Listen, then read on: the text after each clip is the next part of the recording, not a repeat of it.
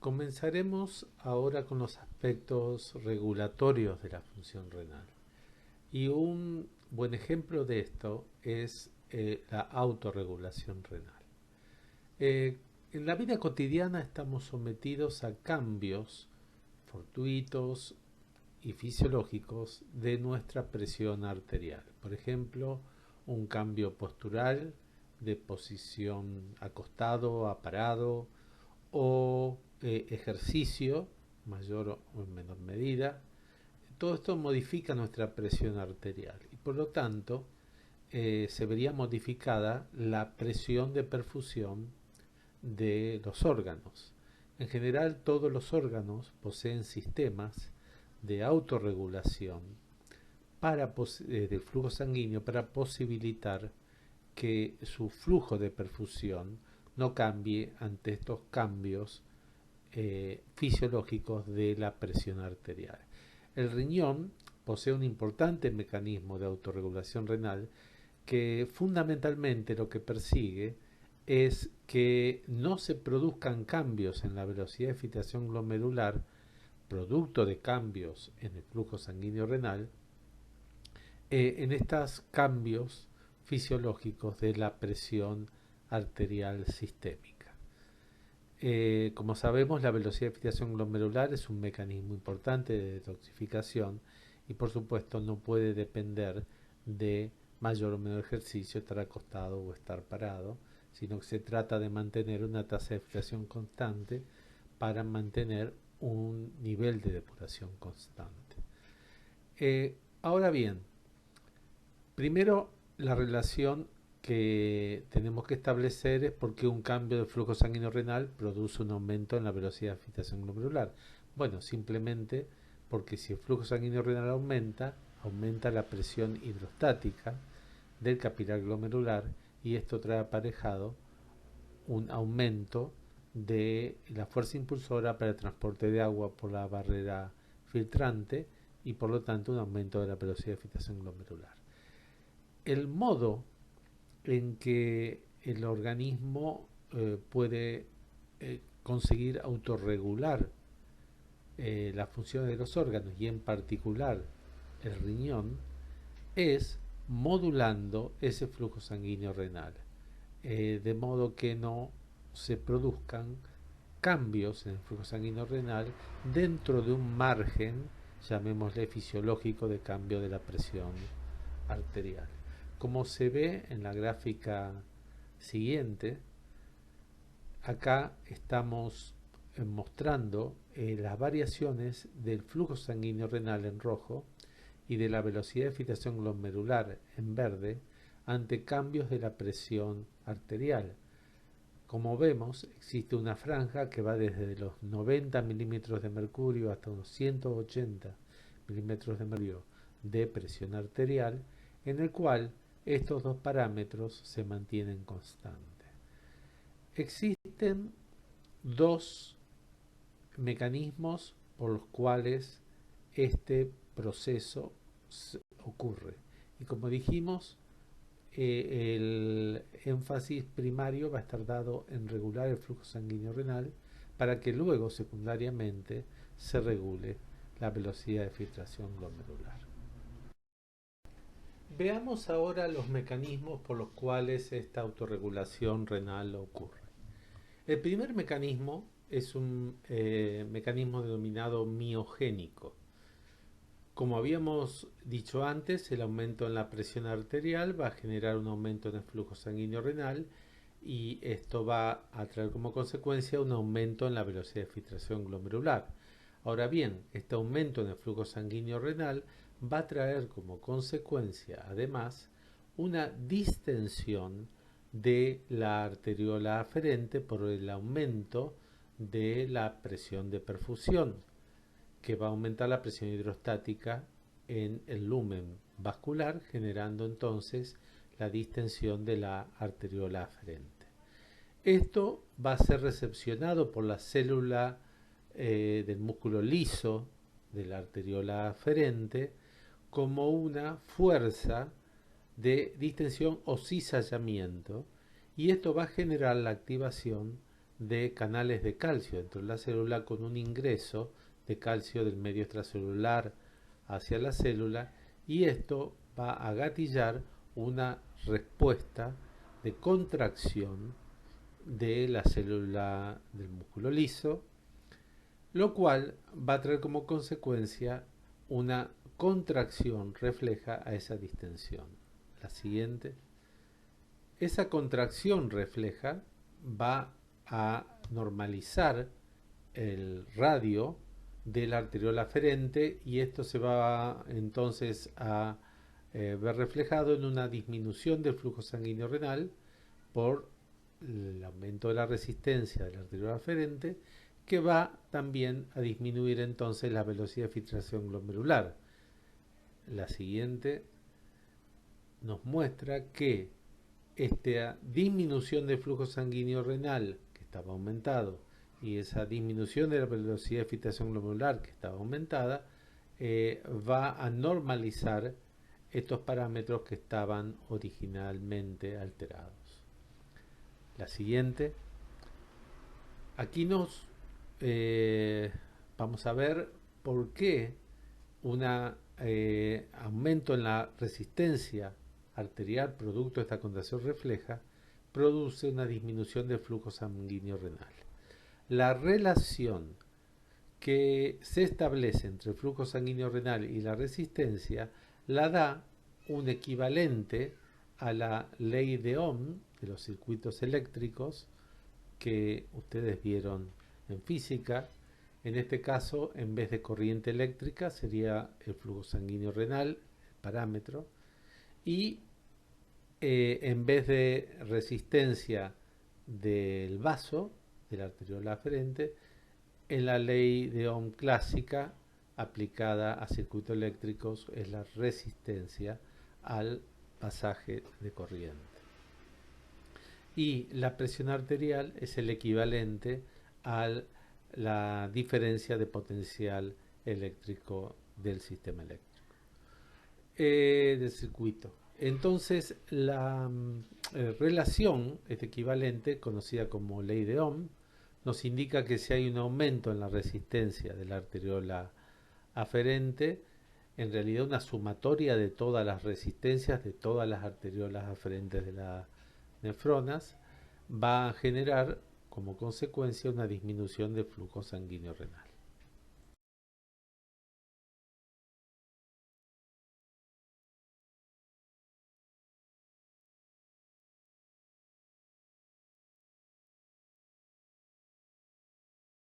El segundo mecanismo que contribuye a la autorregulación renal es la retroalimentación túbulo-glomerular.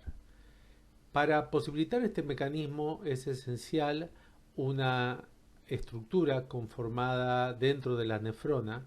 por la contigüidad de tres subregiones. Una es el corpúsculo renal, que como ustedes saben está formado por el glomérulo renal y la cápsula de Bowman, y otras dos estructuras contiguas, el aparato yuxtaglomerular, conformada por las células yuxtaglomerulares o células granulares, y las células de la mácula densa, que son una estructura especializada dentro del túbulo distal en la región donde éste se hace contiguo a las arteriolas aferentes eferentes y al aparato yuxtaglomerular. Como recordarán ustedes, esta estructura morfológica también conforma una unidad funcional en el sentido que señales que puedan recibirse o sensarse en los túbulos pueden ser transmitidos a estructuras de las otras subregiones. Por ejemplo, la arteriola aferente puede verse influenciada por cambios en el líquido tubular que sean sensados por la mácula densa. La siguiente. Y esto es justamente lo que contribuye al mecanismo de retroalimentación túbulo-glomerular. Si tenemos, igual que en la situación anterior, un aumento de la velocidad de filtración glomerular producto de un aumento del flujo sanguíneo renal, mostrado acá con el número 1. El aumento de velocidad de filtración glomerular va a traer como consecuencia un aumento del flujo del líquido tubular que llega a el asa de Henle, y también asociado a esto un aumento de la carga de cloruro de sodio que llega al asa de Henle. Esto finalmente va a repercutir o se va a trasladar a un aumento de la carga de cloruro de sodio que llega a la mácula densa. Y la mácula densa va a ser capaz de emitir señales químicas a partir del reconocimiento de este aumento de carga de sodio que ha llegado a esa región, y transmitir a través de sustancias vasoconstrictoras un aumento de la resistencia de las arteriolas aferentes del glomérulo renal, lo cual va a traer como consecuencia una disminución del flujo sanguíneo renal y secundariamente una disminución de la velocidad de filtración glomerular, que va a compensar el aumento de velocidad de filtración glomerular que existía previamente, normalizándose entonces este parámetro. Resumiendo lo dicho anteriormente, entonces un aumento de la presión arterial va a traer aparejado un aumento del flujo sanguíneo renal, y esto trae aparejado un aumento de la velocidad de filtración glomerular por un aumento de la presión hidrostática de los capilares glomerulares. Ese aumento de la velocidad de filtración glomerular trae como consecuencia un aumento de la carga filtrada de sodio. Una parte de eso va a ser reabsorbida en los túbulos, pero otra parte va a llegar a la mácula densa con un aumento de carga de cloruro de sodio en esa zona, y eso va a generar allí producción de sustancias vasoconstrictoras que van a aumentar la resistencia de la arteriola aferente. La siguiente. Esto va a traer dos consecuencias. Por un lado, una disminución de la presión hidrostática del capilar glomerular, lo cual va a redundar en una disminución de la velocidad de filtración glomerular, que va a contrarrestar el aumento de velocidad de filtración glomerular que había habido originariamente. Y por otra parte, el aumento de la resistencia arterial aferente por ley de Ohm va a disminuir el flujo sanguíneo renal, y entonces va a contrarrestar el aumento de flujo sanguíneo renal que ha ocurrido originariamente producto del aumento en la presión arterial. La siguiente. Aquí podemos ver con más detalle cuáles son las sustancias vasoconstrictoras que están involucradas en este proceso. En las células de la mácula densa presentan el transportador sodio, 2-cloruro y potasio, y este transportador se va a encargar de internalizar el cloruro de sodio que llega por los túbulos a una carga aumentada, y eso va a aumentar el contenido de sodio dentro de la célula. Esto trae aparejada una respuesta adaptativa celular, donde aumenta la producción de ATP, y esto tiene como motivo la utilización de ATP para un mayor funcionamiento de la bomba sodio-potasio ATPasa, de modo de extruir, sacar al intersticio el sodio que ha ingresado en exceso. Esa ATP va también luego de hidrolizado por la bomba, va a producir ADP, adenosina fosfato, y esa adenosina fosfato va a pasar por hidrólisis adenosina, y finalmente la adenosina va a salir al intersticio, lo mismo que el exceso de ATP que se ha producido. Entonces tenemos allí dos moléculas de señalización vasoconstrictoras. Una es la adenosina y otro es el ATP, que van a actuar a través de receptores específicos. La adenosina a través del receptor A1 y el ATP a través de receptores purinérgicos P2X. La adenosina normalmente es vasodilatadora en la mayoría de los lechos arteriolares, pero en la arteriola aferente tiene paradójicamente una función o un efecto opuesto, y es el de la vasoconstricción. Estos receptores están ubicados en las células musculares lisas vasculares, en este caso de las arteriolas aferentes, y la interacción de la ATP o la adenosina con el receptor va a aumentar los niveles de calcio, y ese calcio aumentado va a generar la contracción de la célula muscular lisa de la arteriola aferente. A su vez, esta célula está unida virtualmente por contigüidad a células granulares o células juxtaglomerulares, como habíamos visto antes, que son células productoras de renina. Esta es una sustancia, la renina, una hormona, que vamos a ver prontito más adelante, pero que su función en general va a ser, a través de productos metabólicos de la misma, una función vasopresora. Esta disminución de los niveles de renina van a generar indirectamente disminuciones de la presión arterial, que también favorecerían a normalizar el flujo sanguíneo renal.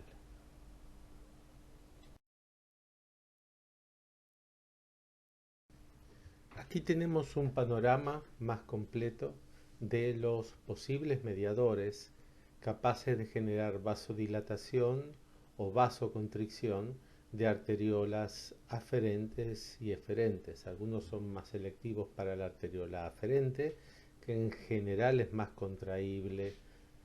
o distensible que la arteriola eferente, por lo tanto es un blanco de todos estos agentes vasoactivos, más importante que la arteriola eferente. Y bueno, como consecuencia de esta interacción podemos tener entonces la liberación de los factores que ya vimos, como ATP y adenosina, generando vasoconstricción de la arteriola aferente predominantemente. También tenemos metabolitos del ácido araquidónico, como los tromboxanos, que también parecerían estar involucrados en la vasoconstricción de arteriola aferente, y la producción de angiotensina 2 a partir de angiotensina 1 por la enzima convertasa de angiotensina, que se encuentra presente en el riñón y también en los lechos vasculares pulmonares, como veremos más adelante. Lo importante es que esta angiotensina 1, que en realidad deriva de la renina, que habíamos visto recién, son producidas por las células granulares, con esta enzima convertasa pasa angiotensina 2, que tiene efectos vasoconstrictores tanto de arteriola aferente como eferente. Más predominante es la vasoconstricción eferente que la aferente en este caso. Y por otro lado tenemos sustancias vasodilatadoras. Entre ellas se encuentran las prostaglandinas, que también son metabolitos del ácido araquidónico, pero que tienen en este caso un efecto opuesto de vasodilatador, aumentando el flujo sanguíneo renal. Como la producción de prostaglandinas se encuentra inhibida por el uso de los AINES, o sea, los antiinflamatorios no esteroideos, como el ibuprofeno, el paracetamol, etc. Eso disminuye la cantidad de prostaglandinas endógenas y genera una vasoconstricción por falta de vasodilatación. Entonces, es por eso que los AINES deben administrarse con cuidado en pacientes, sobre todo ancianos, que ya tienen una alterada función renal y alterada velocidad de filtración glomerular fisiológica, producto de la vejez. Bueno, otras sustancias que también pueden actuar como vasodilatadores son aquellas que inducen el óxido nítrico, que es el vasodilatador, llamémosle universal. Prácticamente todos los vasos sanguíneos son regulados en el sentido de la vasodilatación por el óxido nítrico, que va a ser producido por las células endoteliales y como estimuladores tenemos a la bradiquinina, la histamina, la acetilcolina o el propio estiramiento de la célula endotelial, y esto genera entonces vasodilatación de la arteriola aferente fundamentalmente. También, pero en el sentido de la vasoconstricción, debemos mencionar a la endotelina, que es una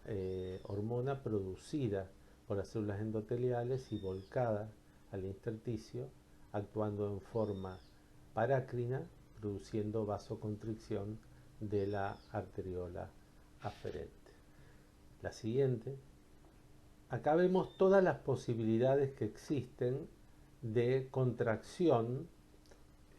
o relajación de las distintas arteriolas y la repercusión que esto va a tener en la presión hidrostática del capilar glomerular y por lo tanto en la velocidad de filtración glomerular y el flujo sanguíneo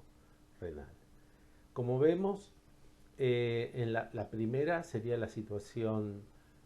normal, con una arteriola aferente y una arteriola eferente en un tono de contracción basal. Ahora, en la segunda situación, que vemos abajo de la primera, tenemos una situación de contracción de la arteriola aferente que lleva a una disminución de la presión hidrostática del capilar glomerular, y esto lleva como acarreado una disminución de la velocidad de filtración glomerular y de flujo sanguíneo renal. La segunda situación sería la opuesta, una vasoconstricción de la arteriola eferente, y en este caso va a haber una restricción al pasaje de sangre a los capilares peritubulares, y eso va a generar una presión retrógrada sobre los capilares glomerulares, aumentando la presión hidrostática del capilar glomerular y por lo tanto la velocidad de filtración glomerular y el flujo sanguíneo renal. Lo que ocurriría si hubiera, al contrario, una vasodilatación de la arteriola eferente, aún en condiciones de contracción de la arteriola eferente, va a ser, en este caso, dos fuerzas opuestas, porque por un lado tenemos una vasodilatación que tendría a bajar la presión de hidrostática capilar, y por otro lado tenemos una vasoconstricción que sería lo opuesto, pero en la lado aferente, y las dos van a tender a bajar la presión hidrostática capilar con disminución de la velocidad de filtración glomerular y el flujo sanguíneo renal en este caso se va a ver aumentado porque la resistencia neta, producto de la suma de las dos resistencias en serie, la arteriola aferente y la de la arteriola eferente, da como resultado una resistencia en menor global, y eso genera un aumento de flujo sanguíneo renal, pero en este caso disociado de la velocidad de filtración glomerular. Y lo mismo ocurre si tenemos una vasodilatación excesiva de la arteriola aferente. En este caso va a aumentar el flujo sanguíneo renal porque tengo menos resistencia global, pero va a haber un aumento simultáneamente de la presión hidrostática capilar con aumento del flujo sanguíneo renal y de la velocidad de filtración glomerular. Los mecanismos de contracción y relajación de arteriola aferente y aferente que vimos antes con sus distintos mediadores van a tener lugar, algunos de ellos, como parte del mecanismo de autorregulación renal ante cambios fisiológicos de la presión arterial para mantener la velocidad de filtración glomerular en una tasa constante. Sin embargo, varios de esos otros mecanismos o mediadores se van a poner en juego solo ante situaciones más marcadas de cambio de la presión arterial, con riesgo de pérdida de capacidad para perfundir adecuadamente órganos vitales, como ocurriría, por ejemplo, ante una disminución muy marcada del medio extracelular, producto, por ejemplo, de una hemorragia mayor del 20% de la volemia. La siguiente. Aquí vemos que esta situación, que conduce a una caída de presión arterial muy importante, va a ser censada por presoreceptores o varoreceptores ubicados en zonas de alta presión del circuito sanguíneo, circulatorio. El seno carotidio y el callado aórtico son las zonas donde se encuentran esos presoreceptores y va a haber de ahí derivatizaciones nerviosas hacia distintos nervios, distintos órganos que se van a adaptar a esta situación de hipovolemia y uno de ellos son los riñones. Eso va a aumentar la actividad de nervios simpáticos renales y esos nervios simpáticos renales van a producir distintos efectos a nivel de la nefrona. Uno es el aumento de la resistencia de la arteriola aferente. Con el número 2 mostramos un aumento de la reabsorción de cloruro de sodio en el túbulo contorneado proximal y finalmente una reabsorción de cloruro de sodio en el asa gruesa de Henle. Estos tres procesos permiten entonces aumentar la reabsorción de sodio y disminuir la pérdida de sodio a través del proceso de filtración glomerular, lo cual lleva a retener sodio en el medio extracelular con el objetivo de aumentar el volumen extracelular que se ha perdido producto de la hemorragia. La siguiente. Otro mecanismo muy importante que se pone en juego en esta condición es la formación de la aldosterona a partir de una cadena de reacciones de un sistema denominado renina, angiotensina, aldosterona. La renina es producida por las células yuxtaglomerulares o granulares del aparato yuxtaglomerular y la habíamos visto antes en la autorregulación renal y cómo sus niveles dependían de la carga de sodio que llegaba a la asa gruesa de Henle, que acaba de estar disminuida. Eso va a generar un aumento de la cantidad de renina producida y como vamos a ver ahora más adelante, esa renina pasa por etapas de conversión o de conversión de otras proteínas y hormonas, produciendo finalmente aldosterona por parte de la médula suprarrenal que va a posibilitar o estimular la reabsorción de sodio en el túbulo contorneado distal. La siguiente. Todos estos mecanismos aumentados de reabsorción de sodio van a derivar en una disminución de la excreción de sodio con un aumento de la retención de sodio que ha filtrado y una disminución de la filtración, lo cual lleva a compensar la pérdida de volumen extracelular, expandiendo compensatoriamente ese volumen.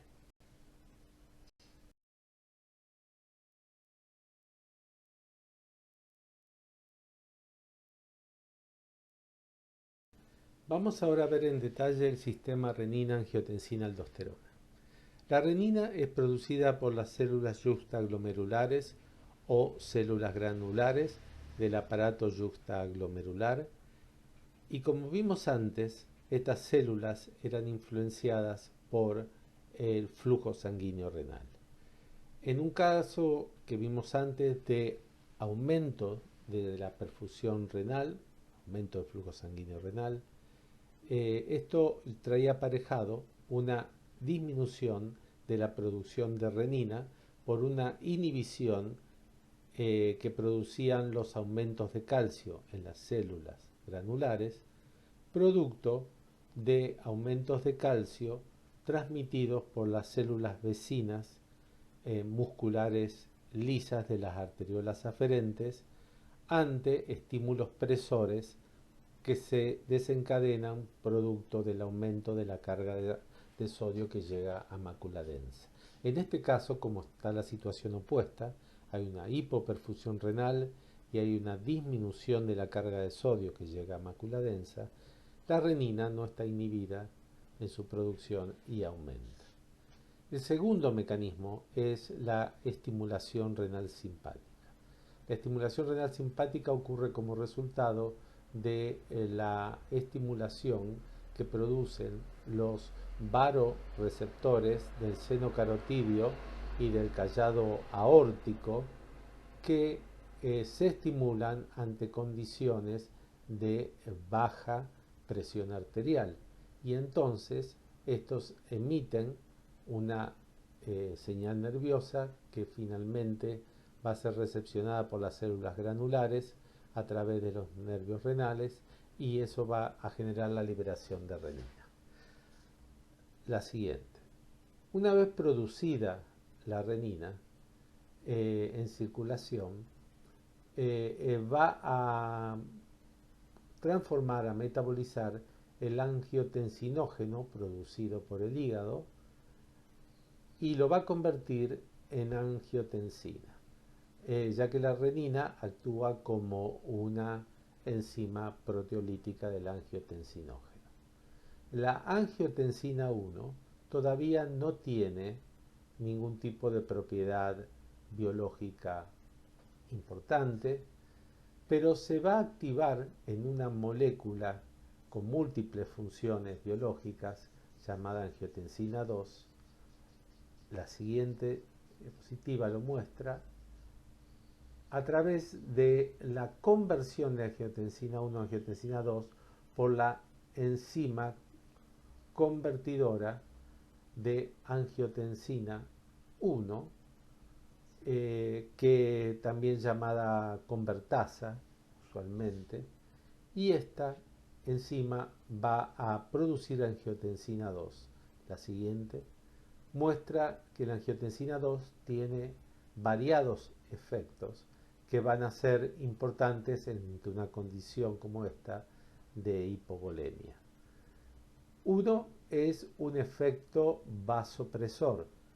va a actuar a nivel de los vasos de resistencia de todo el organismo, aumentando la resistencia y por lo tanto aumentando la presión arterial.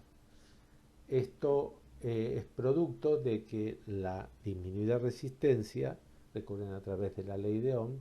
trae como consecuencia un aumento de presión arterial. Otro efecto es a nivel del encéfalo, va a estimular la producción de hormona antidiurética por los núcleos supraópticos y paraventriculares. Esto lo vamos a ver en detalle un momentito más adelante cuando veamos concentración y dilución de la orina, pero les vamos adelantando que esta hormona, denominada hormona antidiurética, cumple la función de aumentar la reabsorción de agua en el túbulo contorneado, en el túbulo colector, y como consecuencia de esto puede compensar o ayudar a compensar la disminución de la volemia.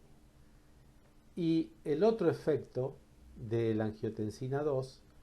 muy importante, es actuar a nivel de las glándulas suprarrenales, aumentar la producción de aldosterona por parte de la glándula suprarrenal, y la aldosterona por vía circulatoria va a llegar al riñón y allí va a estimular la reabsorción de sodio en el túbulo contorneado distal, y de esta manera va a disminuir la excreta de sodio, aumentando la retención del mismo, lo cual va a contribuir a expandir el volumen extracelular.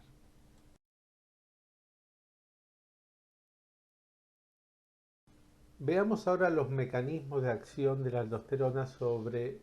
la célula principal del túbulo contorneado distal y principios del colector.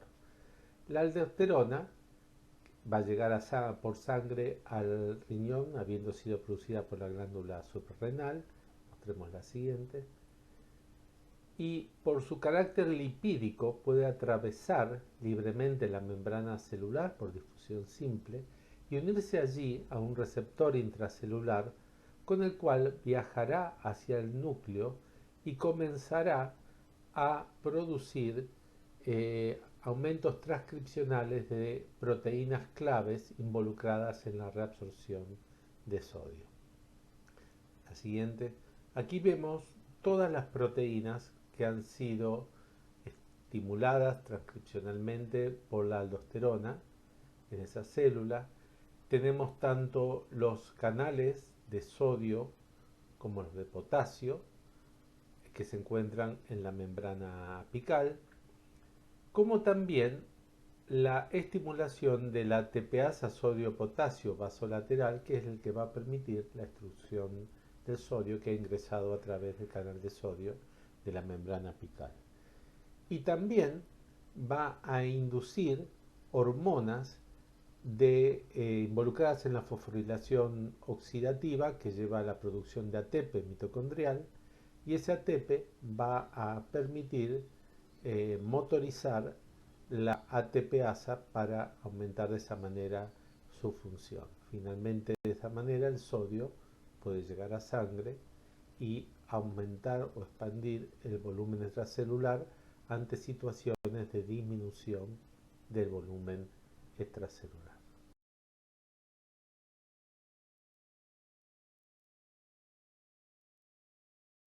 Veamos qué mecanismos se ponen en juego regulatorios ante una condición opuesta a la que veníamos viendo antes. En este caso sería un aumento del volumen extracelular, por ejemplo, por un aumentado contenido de sodio en el organismo, que lleva a una expansión de ese volumen extracelular,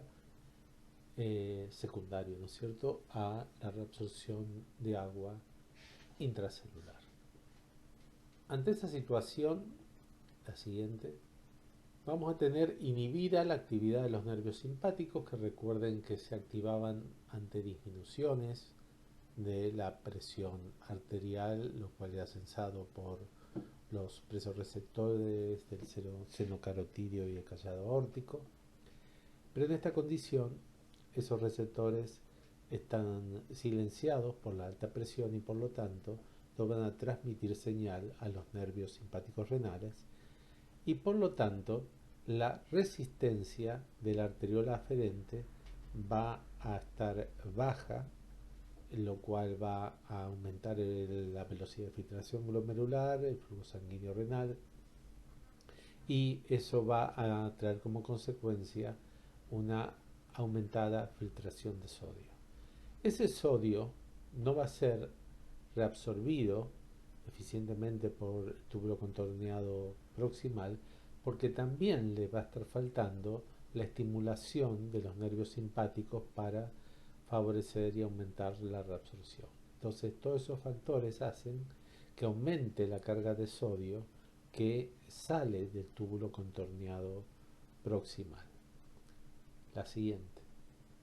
El próximo factor regulador va a estar dado por el péptido natriurético atrial o péptido natriurético auricular. Este péptido es producido por células de la aurícula del corazón, las aurículas del corazón, que van a sensar cambios en el retorno venoso producto de la expansión del volumen extracelular. El aumento del retorno venoso va a generar un aumento de la presión, fundamentalmente de la aurícula derecha, que va a recibir ese retorno venoso, y esa expansión va a generar por parte de las células auriculares la producción de una hormona denominado péptido natriúretico atrial. El nombre natriurético ya nos está indicando que aumentaría la excreción de sodio por vía urinaria. Y de hecho ven ustedes aquí los mecanismos de acción. Por un lado, es capaz de disminuir la resistencia de la arteriola aferente, a la vez que incluso contrae la arteriola eferente, lo cual de esa manera generan un aumento de la velocidad de filtración glomerular considerable. Y el segundo mecanismo que posee es inhibir la reabsorción de sodio que se da en la última porción primera porción del colector. Y de esa manera, todos estos mecanismos llevan a una aumentada excreción de sodio, la siguiente, que va a contrarrestar el aumento de volumen extracelular a través de inducir la pérdida de sodio por vía urinaria.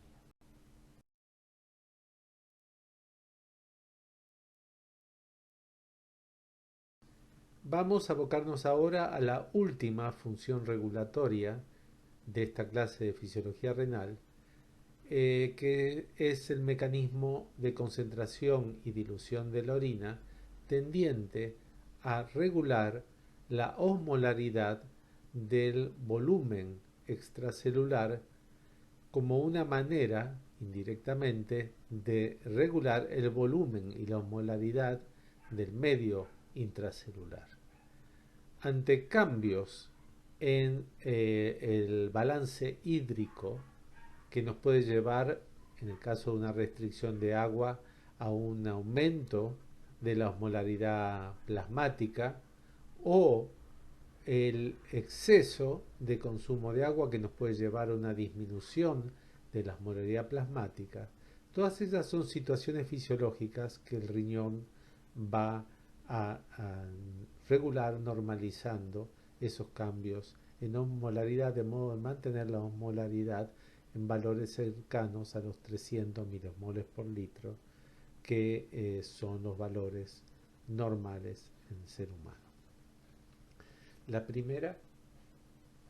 imagen que mostramos muestra la situación de restricción hídrica, por ejemplo, una situación donde pasa un tiempo considerable sin ingesta de agua, y eso lleva a un aumento de la osmolaridad plasmática. Recordemos que también la sudoración profusa, vómitos o diarreas eran causas de disturbios hídricos que llevaban a aumento de la osmolaridad plasmática, porque el líquido que se perdía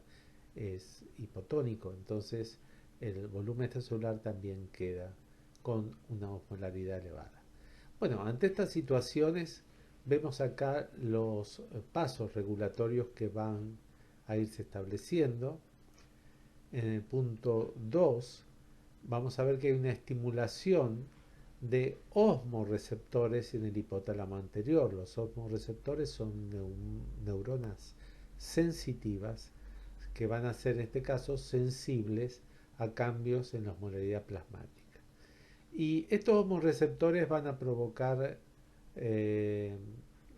dos efectos a través de sus vías reflejas nerviosas. Una es aumentar la sensación de sed, consciente de sed, lo cual nos va a conducir a aumentar la ingesta de agua para calmar la sed, y esto es lo que lleva a una disminución finalmente de la osmolaridad plasmática por ingesta de agua pura. El segundo efecto que van a provocar los osmoreceptores hipotálamo anterior es favorecer la secreción de hormona antidiurética por la hipófisis posterior. En realidad, la hormona antidiurética, como vamos a ver, es producida por los núcleos supraópticos y paraventriculares del hipotálamo, que están conectados por fibras nerviosas con la hipófisis posterior o neurohipófisis, donde van a acumularse gránulos de ADH que ha sido producida por el hipotálamo. Y ante este estímulo se van a producir ADH y secretar ADH a circulación. Esto va a traer como consecuencia un aumento de la permeabilidad al agua de las células principales, del túbulo distal final y del túbulo colector. Y vamos a ver que este aumento de permeabilidad al agua permite el aumento de la reabsorción de agua, y esto trae como consecuencia un aumento de la osmolaridad de la orina con una disminución también del volumen de orina, porque lo que se reabsorbe es agua completamente libre de solutos, y esto lleva a aumentar la osmolaridad del líquido tubular y a disminuir el volumen por el agua que se ha extraído de ese líquido tubular. Y a través de este mecanismo, reabsorbiendo agua a este nivel, que luego va a terminar en circulación sistémica, la osmolaridad plasmática disminuye. La siguiente imagen muestra la situación exactamente opuesta, que sería una disminución de la osmolaridad plasmática, por ejemplo, secundaria a una ingesta de agua pura. No vamos a mirar paso por paso porque son exactamente los mismos pasos anteriores, pero en el sentido opuesto. En otras palabras, se va a inhibir nuestra sensación de sed, y esto va a inhibir la ingesta de agua, lo cual va a aumentar la osmolaridad a un plazo más largo. Y por otro lado, se va a inhibir la reabsorción de agua en el túbulo colector, y esto va a traer como consecuencia la dilución de la orina. Son tres los factores involucrados en la estimulación de la producción de hormona antidiurética. El primero de ellos es la osmolaridad del medio extracelular. La siguiente nos muestra en detalle las estructuras involucradas en el estímulo de la osmolaridad plasmática sobre la producción de ADH. Este efecto se produce a nivel de osmoreceptores que están en el hipotálamo y van a sensar un aumento de la osmolaridad. Son neuronas sensitivas que están relacionadas a través de aferentes motores con el núcleo paraventricular y el núcleo supraóptico del hipotálamo, que son las regiones involucradas en la síntesis de hormona antidiurética. Esa hormona antidiurética va a viajar a través de axones que se conectan con la neurohipófisis, y desde allí, donde se acumula la hormona antidiurética que se ha producido en el hipotálamo, van a llegar finalmente a circulación ante un estímulo como el que estamos viendo, un aumento de la osmolaridad plasmática. Sin embargo, existen otros estímulos que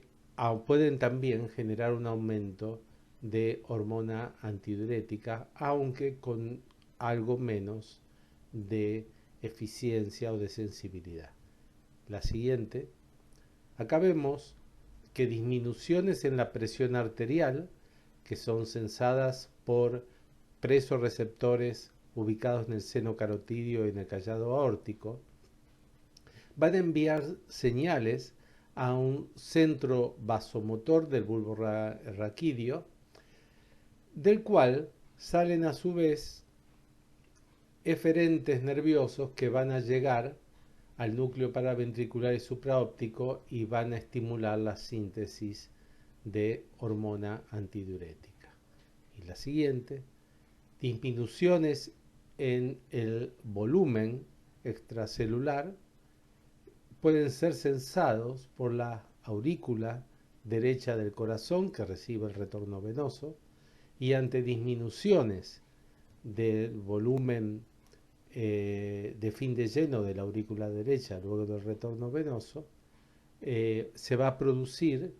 un reflejo también al centro vasomotor que va a derivar en un aumento de la producción de ADH, este último con menos sensibilidad que lo que hacía la presión, y este a su vez con menos que lo que hacía la osmolaridad. Por lo tanto, el orden de sensibilidad ante cambios en los distintos parámetros para estimular la producción de ADH sería el siguiente. El más sensible de todos, la osmolaridad, luego le sigue la presión sanguínea y finalmente el volumen extracelular.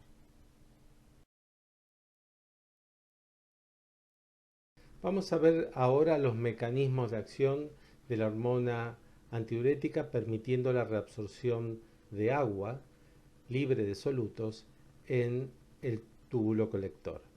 La hormona antidiurética es una hormona polipeptídica y por lo tanto va a interaccionar con receptores de la membrana basal de la célula principal del túbulo colector, la siguiente. Vemos aquí que esta interacción receptor-hormona conduce a la activación de adenilato ciclasa que generan la producción de AMP cíclico, y estos elevados niveles de AMP cíclico activan proteínquinasas A, o sea, proteínquinasas dependientes de AMP cíclico, y esas proteínquinasas son seronina, treonina quinasas capaces de fosforilar, en este caso, canales de agua denominados acuaporina tipo 2. Esas proteínas, conocidas como AQP2, una vez fosforilada, van a traficar hacia la membrana plasmática a través de mecanismos microtúbulos dependientes, o sea, mecanismos de exocitosis, que, la siguiente, una vez ubicados en la membrana plasmática luego de la fusión de las vesículas intracelulares con la membrana apical, van a permitir la reabsorción de agua por esa membrana apical por un mecanismo facilitado por canales. Ahora bien, la salida del agua por la membrana vasolateral está siendo también facilitada por acuaporinas de otro tipo, acuaporina 9, las cuales son constitutivas de la célula del túbulo colector, o sea, no son reguladas por hormonas, sino que están permanentemente allí, y cuando ingresa agua por la membrana apical pueden sacar agua hacia el intersticio si existe un gradiente suficiente osmótico en el intersticio para permitir esa transferencia de agua desde el lumen de los túbulos renales hacia el intersticio renal.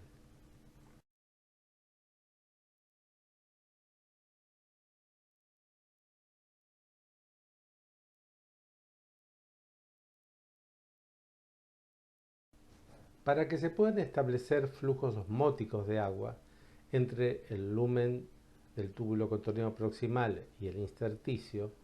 se deben tener gradientes osmóticos favorables entre ambos puntos,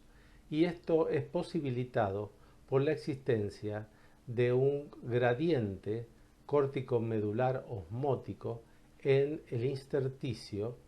que permite una amplificación de los gradientes osmóticos que se generan a nivel tubular en el sentido longitudinal, esto es, corteza a médula.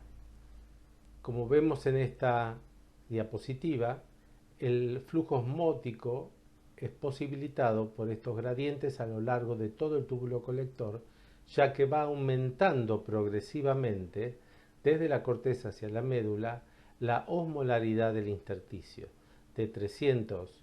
miliosmoles por litro a nivel de la corteza hasta valores tan altos como 1200 miliosmoles por litro a nivel de la médula interna.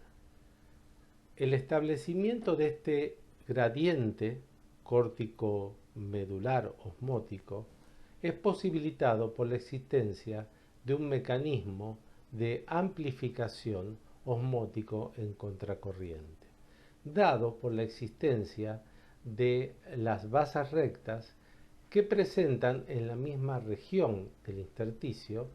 un contraflujo de orinas, ya que tenemos una porción descendente y una porción ascendente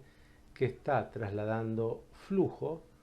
en sentido opuesto para una misma línea establecida transversal a un mismo nivel del intersticio. Ese contraflujo existente va a posibilitar una amplificación, la siguiente, de los gradientes transversales que existen entre el túbulo y el intersticio a nivel del asa gruesa de Henle, donde recordemos existía el segmento diluidor, se reabsorbía cloruro de sodio a través de un mecanismo dependiente de un transportador sodio 2-cloruro potasio, y esa salida de sodio puede distribuirse a lo largo del gradiente en forma longitudinal, internalizándose esos osmoles, y de esa manera se permite que se vayan concentrando a nivel de la médula. Esto lo posibilita la existencia del contraflujo de solutos y los intercambios que se van produciendo a medida que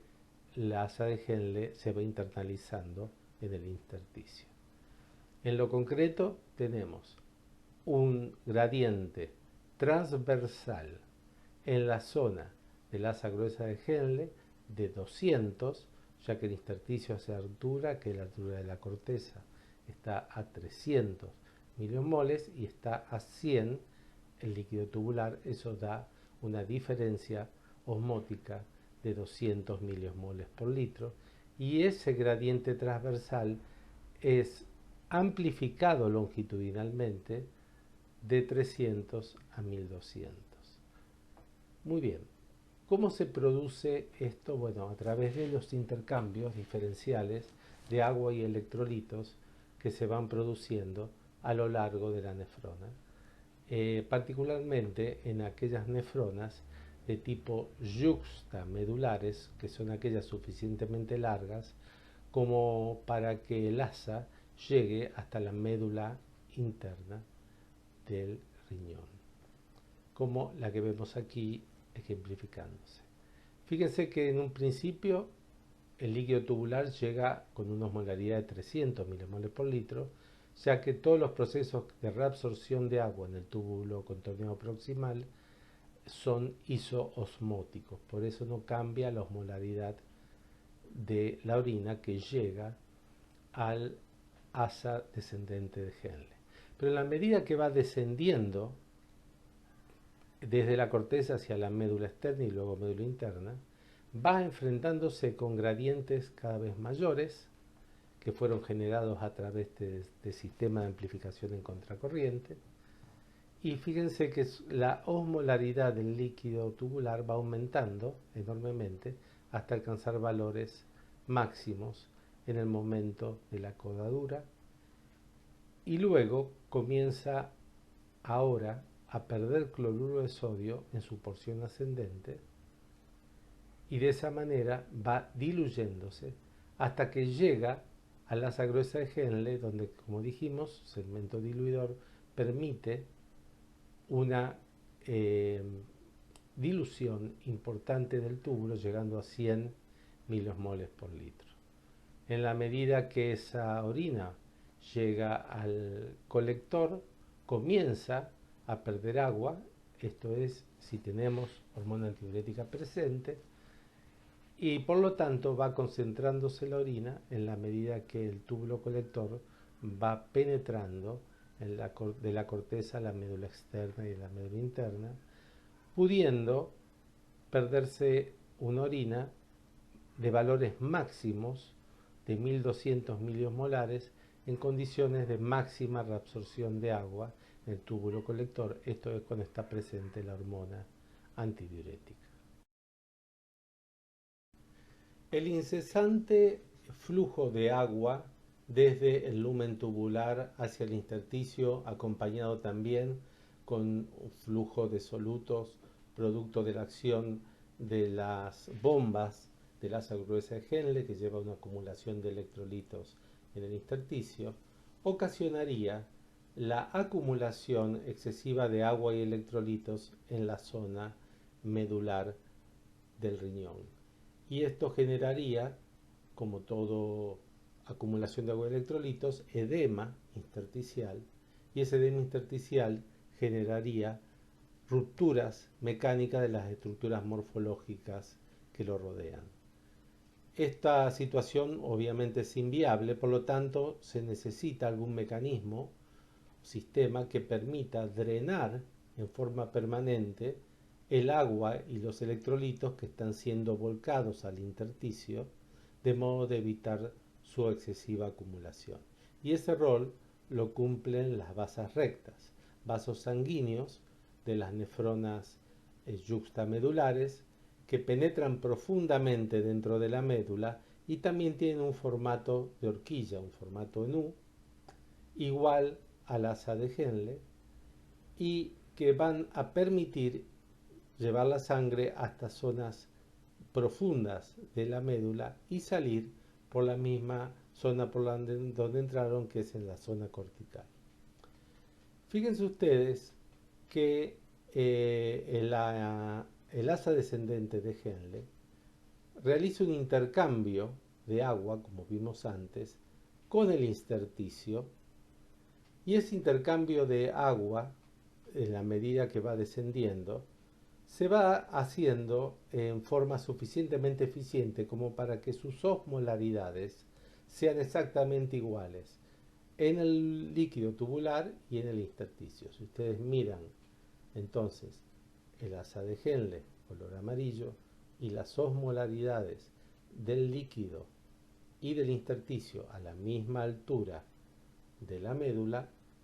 van a ver que son exactamente iguales. Esto se debe a que el fluido tubular es un fluido de baja velocidad y esto permite que se puedan establecer intercambios osmóticos de agua perfectos. Imagínense ustedes que el fluido tubular es muy bajo a esa zona porque ya se reabsorbió prácticamente todo lo que filtró. Tenemos fluidos tubulares promedios de 20 mililitros minuto que permiten un perfecto intercambio de agua ante gradientes osmóticos. Pero la situación es completamente distinta con la base recta. Fíjense la porción que ingresa de sangre en la base recta, ingresa a una velocidad de flujo muchísimo más alta, equivalente a más o menos a la de flujo sanguíneo renal, que está en el orden de los 700 mililitros minuto. Por lo tanto, a esa alta velocidad de flujo, los intercambios de agua que se van a producir osmóticos entre la sangre y el intersticio sí van a estar limitados por flujo, a diferencia de lo que pasaba en los túbulos. Fíjense en el sentido en el cual comienza a penetrar la sangre dentro de la médula, que no se logran, como sí pasaba en el túbulo, intercambios suficientemente eficientes de agua como para equilibrar las osmolaridades, y siempre tengo osmolaridades más bajas en sangre comparado con el intersticio. Sin embargo, donde sí se logra una equilibración perfecta es en la zona final de la horquilla, en la zona en U, donde atraviesa transversalmente el gradiente córtico medular. Entonces, ahí sí, en la zona en U, final de horquilla, tengo suficiente tiempo para establecer los equilibrios osmóticos y sí logro esa equilibración. Pero el problema nuevamente reaparece cuando comienzo a atravesar la médula con el alto flujo sanguíneo en el sentido ascendente. Nuevamente, no tengo suficiente capacidad para poder reabsorber agua a esa velocidad de flujo y entonces retengo, eh, obviamente voy a tener que ir ingresando agua en este sentido en la medida que voy yéndome hacia osmolaridades más bajas y no lo logro hacer con suficiente eficiencia y de esa manera las osmolaridades son más altas en sangre que en el intersticio y termina yéndose la sangre a una osmolaridad mayor a la que ingresó.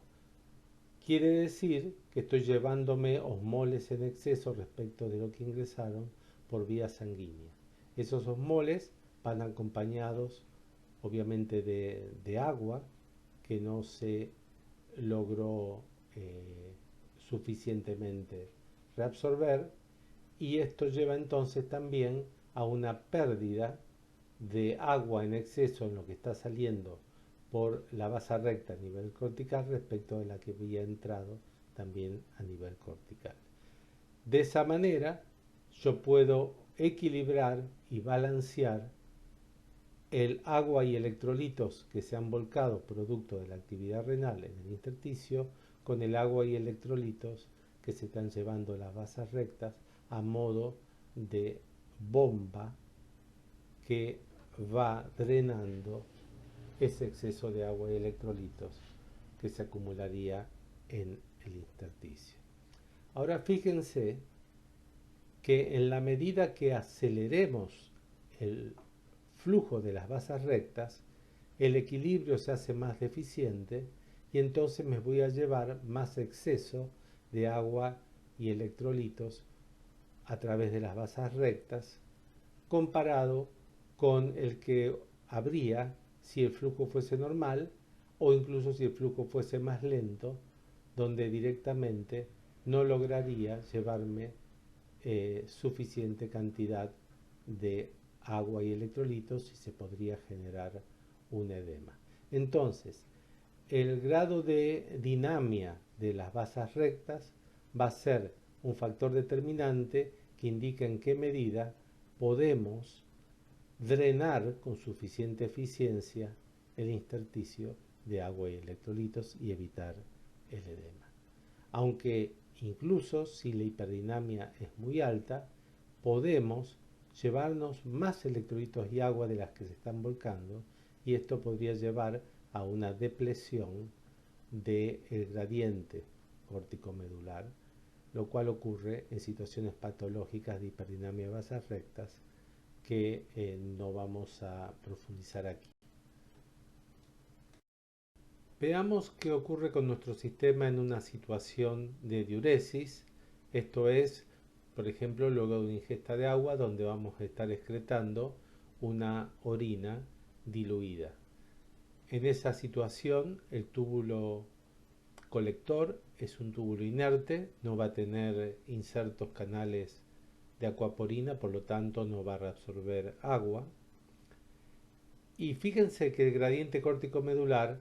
es limitado, es de 300 hasta 600 milimoles por litro. Y sin embargo, la reabsorción de cloruro de sodio en el asa gruesa de Henle sigue existiendo y también, por supuesto, el flujo en contracorriente. Entonces, nuestra pregunta sería, ¿por qué el gradiente córtico-medular es limitado? Bueno, la razón es que al gradiente córtico-medular no lo determina solamente el cloruro de sodio, sino que también lo determina la urea. La urea es un producto de degradación de proteínas que es altamente tóxico y necesita ser depurado por vía renal y por lo tanto la orina contiene altas cantidades de urea que filtra mayoritariamente de forma libre a nivel glomerular y que sufre algunos procesos tubulares menores comparados con el de la filtración. De hecho, se lo usaba antiguamente a través de su Cliden para medir la velocidad de filtración glomerular. Luego esto se dejó de lado debido a que la urea sufre algunos procesos tubulares, algunos de estos los vamos a ver aquí. Pero volviendo al tema del gradiente córtico medular, la urea está contribuyendo poco en este caso comparado con la situación siguiente. Mostremos el gráfico siguiente y veremos que el gradiente córtico medular se acentúa muchísimo, llevando a 1200 milimoles por litro en la zona más profunda medular. Y la razón de este aumento del gradiente osmótico, marcado en condición de antidiuresis, es que en esta situación está actuando la hormona antidiurética, permitiendo la reabsorción de agua, y junto con la reabsorción de agua se va a producir también una reabsorción de urea, porque la hormona antidiurética inserta canales de tipo UT1 en las zonas finales del túbulo colector, y es justamente allí donde se va a generar además un gradiente de urea favorable para que la urea pueda salir al intersticio. La razón de esto es que como se ha reabsorbido agua y no urea en las primeras porciones del túbulo colector, la urea se fue concentrando y con la presencia de los canales UT1 insertos por hormona antidiurética en las zonas finales, la urea puede salir al intersticio. Esa urea que está saliendo al intersticio va a contribuir a prácticamente la mitad de la osmolaridad de ese intersticio, y fíjense en una situación donde la cantidad de urea es mínima porque no se está reabsorbiendo, que era la anterior, la diuresis, el gradiente osmótico es de la mitad. Esa urea, fíjense ustedes que ingresa nuevamente al asa de Henle en la zona más inferior de la misma, en la zona final de horquilla, y entonces vuelve a entrar al líquido tubular volviendo nuevamente al colector. Quiere decir que la urea está sufriendo un proceso continuo de reciclado en condiciones de antidiuresis, no así en condiciones de diuresis. Por lo tanto, siempre va a haber moléculas de urea aportando al gradiente córtico medular. Ahora bien, ese aporte de urea que hay al gradiente córtico medular favorece un mayor gradiente osmótico efectivo para la reabsorción de agua. Bueno, la respuesta es que mayoritariamente no, porque la urea justamente está en muy altas concentraciones en el túbulo, prácticamente iguales a las del intersticio, y por lo tanto no es un ente osmótico efectivo porque no puede establecer grandes diferencias de concentración entre el fluido tubular y el intersticio.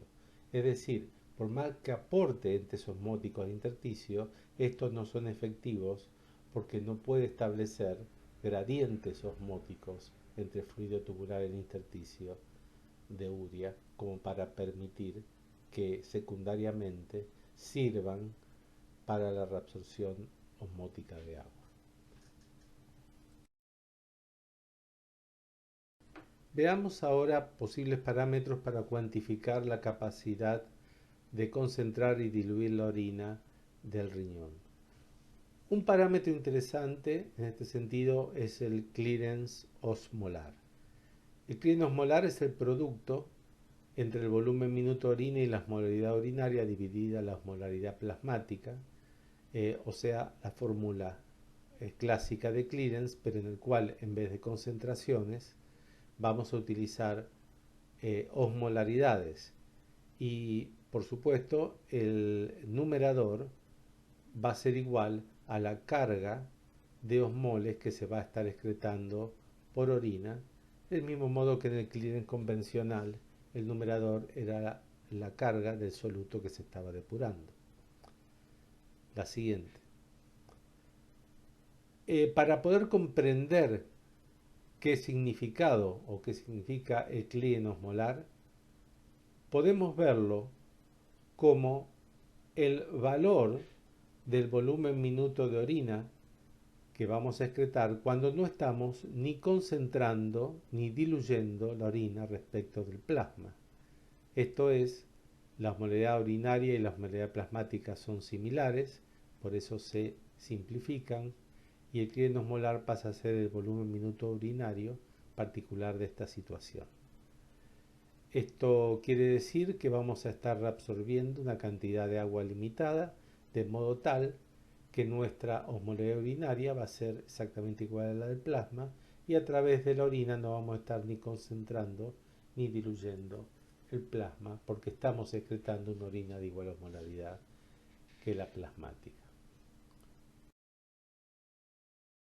Dado que el clean osmolar depende de la carga excretada de solutos, es lógico pensar que individuos que estén excretando por orina mayor o menor cantidad de solutos osmóticamente activos van a tener un clean osmolar mayor o menor, dependiendo justamente de esa carga excretada de osmoles que en particular tengan. Un ejemplo serían personas que están bajo una dieta con alto consumo de sal, de cocina, cloruro de sodio, o personas que están, por el contrario, bajo una restricción del consumo de sal de mesa. En ese caso, su clean va a ser alto o bajo comparado con lo normal, debido a que el riñón va a estar tratando de compensar ese mayor o menor ingreso de sodio a través de cambios en la actividad y los niveles de aldosterona en sangre. Lo mismo ocurre con un paciente diabético que, como vimos, cuando se superaba el umbral renal de la glucosa,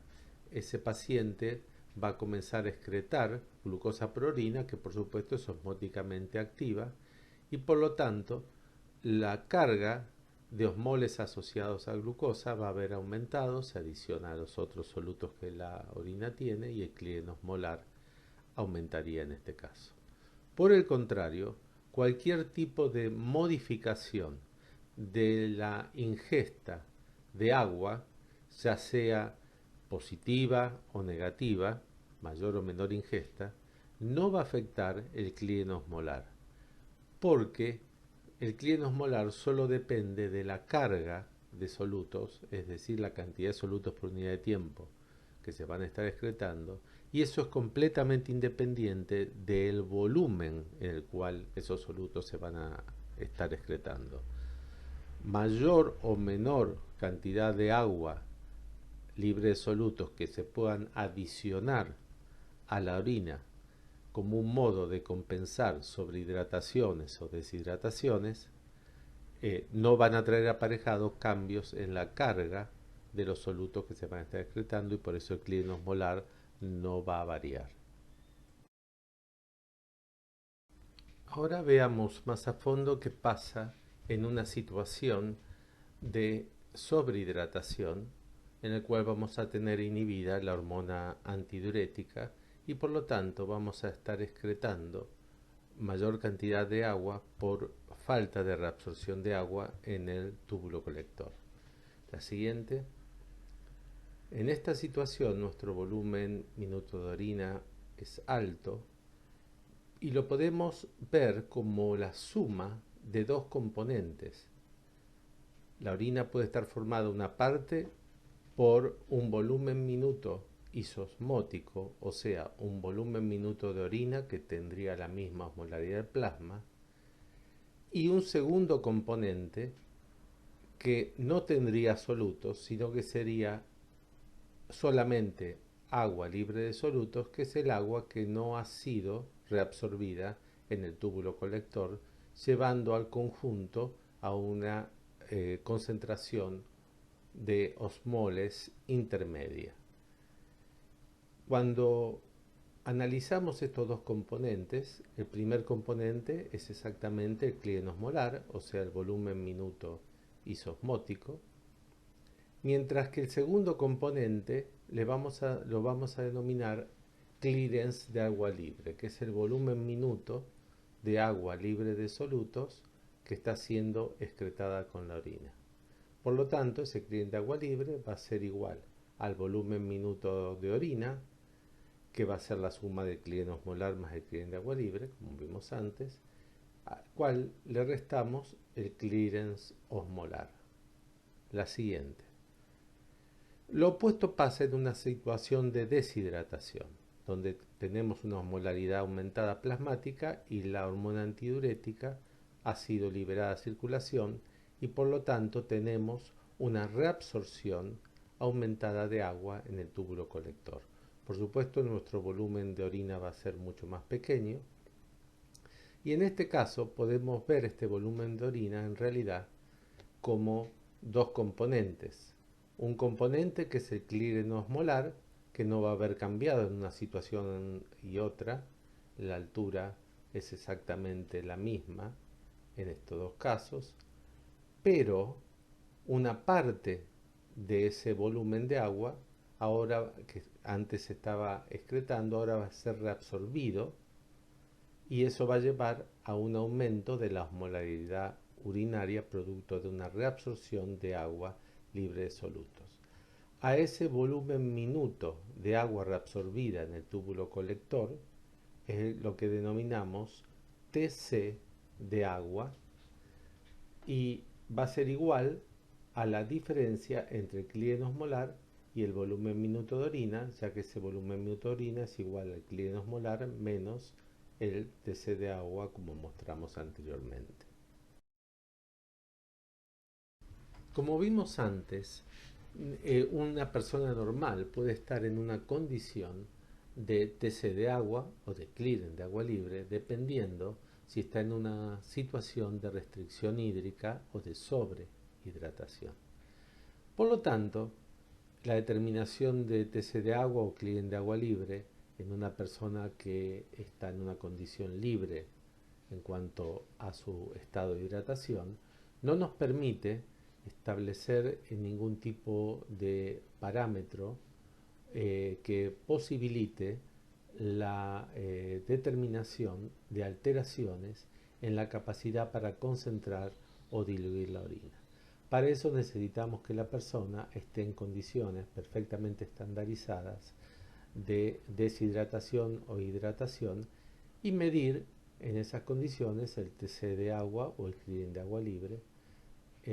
y luego poder compararlos con valores normales tabulados para poder establecer patologías asociadas a este proceso. Veamos la siguiente. Una prueba posible es la prueba del TC de agua, la cual se consigue a través de una deshidratación estandarizada de la persona que se logra a través de una privación de agua en un tiempo previamente establecido. Bajo esa condición, la persona está forzada a reabsorber agua en el túbulo colector,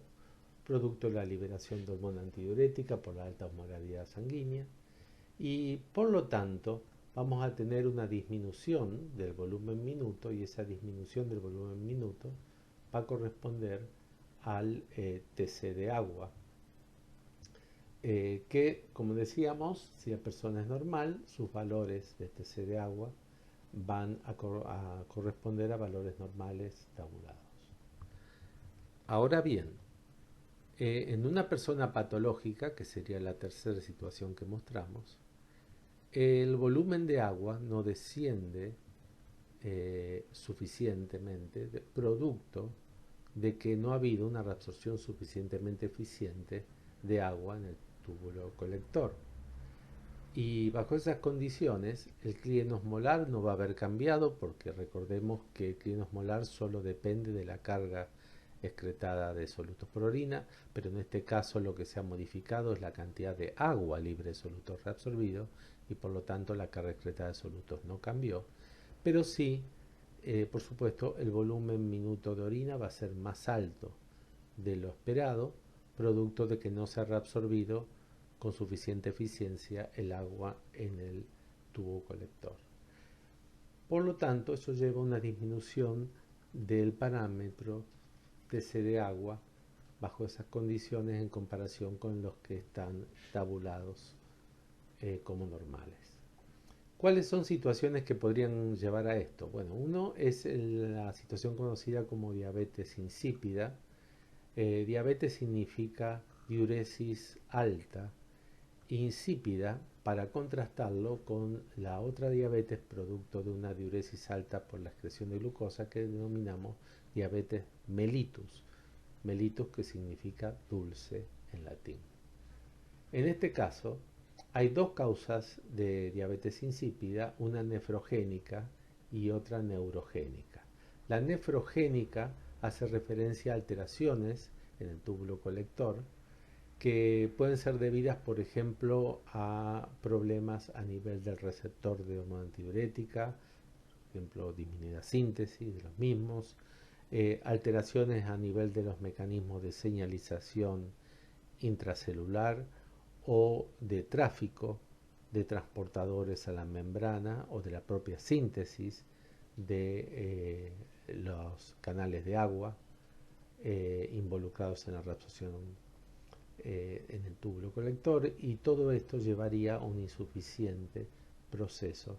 de reabsorción y bajo TC de agua. Otra es la hiperdinamia de las basas rectas, que recordemos que mientras más rápido era el flujo, más cantidad de solutos y agua iba a llevarse del intersticio medular, y por lo tanto eso va a repercutir en una depresión del gradiente córtico-medular y por lo tanto una reabsorción de agua indebida por falta de fuerza impulsora para reabsorber agua a nivel del colector.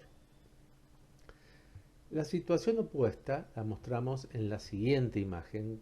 donde vemos la otra prueba, que es la prueba de clearance de agua libre. Esto es, se hace a través de una hidratación estandarizada.